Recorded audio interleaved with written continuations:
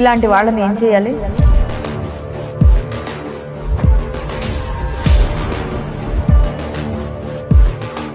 వినాయక చవితి వస్తుందని ఆ విఘ్నాధిపతిని అత్యంత భక్తి శ్రద్ధలతో అలంకరించుకొని పూజాది కార్యక్రమాలు నిర్వహించుకొని తన్మయత్వాన్ని పొందుతాం.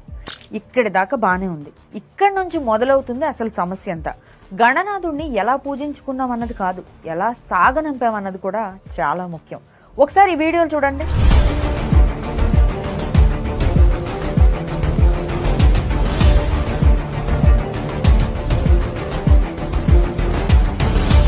ఇవి చూసాక మీకేమనిపిస్తుంది? కోపం రావట్లేదా? రక్తం మరిగిపోవట్లేదా? అసలు పొరపాటున ఎవరి కాళ్ళైనా తగిలితేనే దండం పెట్టుకుంటాం మనం. అలాంటిది వినాయకుడిని ఏకంగా కాళ్ళతో తొక్కడం, తన్నడం, విసిరేయడం, ముక్కలుగా చేసి నిమజ్జనం చేయడం.